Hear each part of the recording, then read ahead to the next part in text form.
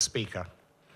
On the other hand, blasphemy or religious defamation are essentially insults against a person or a group of persons on the basis of one's religion, or it could be another form of group defamation in which one is attacking or insulting members of a particular race or a particular nationality, but it doesn't have the effect of inspiring the supporters of the speaker to engage in violence. Rather, it is the opponents of the speaker who might engage in violence.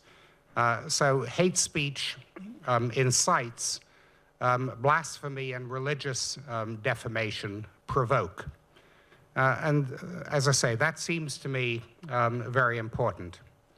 I think there are limited circumstances in which it may be appropriate to punish those who engage in hate speech. I think there are virtually no circumstances in which it is appropriate to punish those who engage in blasphemy or religious defamation. That is, the circumstance in which they have provoked others to attack them. And I think the reason it is almost never the case that one should punish a speaker for provoking others to attack the speaker is that it then leaves it to those who are offended to determine what offends them.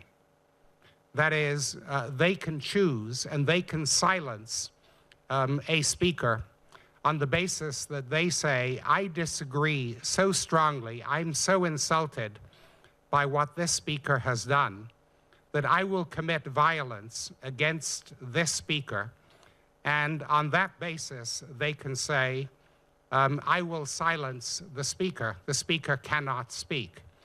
So if you are, say, a supporter of NATO's war in Afghanistan, and you speak, and there are opponents of that war, and the opponents say, I'm so offended by what you have to say, I can stop you for speaking by threatening violence against you. Or if somebody is an antagonist of the war in Afghanistan and the person with the opposite point of view can say, I can silence you by taking great offense at what you have said. In the American context, the idea that the opponent can be so offended that they can silence the speaker is called a heckler's veto. That is, you don't just heckle the speaker for saying something offensive. You have a veto over what the speaker can say. And, you know, the case that we're all familiar with, of course, took place 20 years ago, the Salman Rushdie case, in which Rushdie did not incite anyone to be violent against Muslims, but some in Islam were so offended by what they considered to be his religious defamation that a fatwa was issued against him, and his life was threatened, and his Japanese translator was murdered, and others who were associated with him were attacked and, in a few cases, killed. So the opponents of what he had to say, in effect, exercised a kind of veto over his ability to say it. In those circumstances, I would almost always protect freedom of speech. The only circumstances in which I can think of where one would not protect freedom of speech would be if the person who is insulting someone's religion does it on a kind of in-your-face basis. That is, goes up to you and starts insulting you at that particular moment. In the American context, the term that is used is fighting words. That is, you are confronted by someone who is insulting you on the basis of religion or some other characteristic and provoking you to violence at a moment when you can almost not avoid the violence. But if something is at some greater remove, one would want to protect the person who is speaking. I should say that if one permits the concept of group defamation, there is an enormous amount of speech that would be restricted.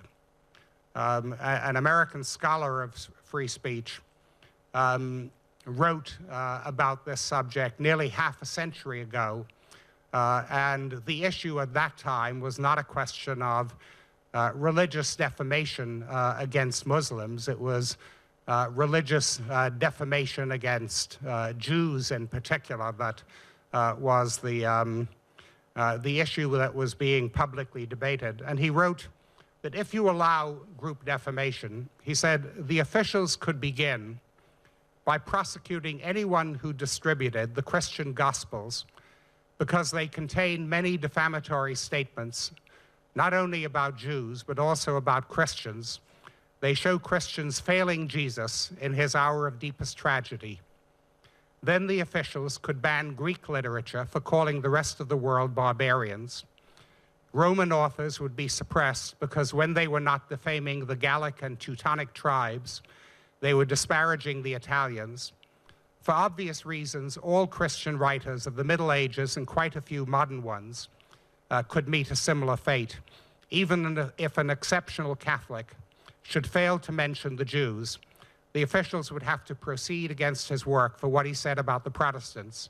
And of course, the same would apply to Protestant views on the subject of Catholics.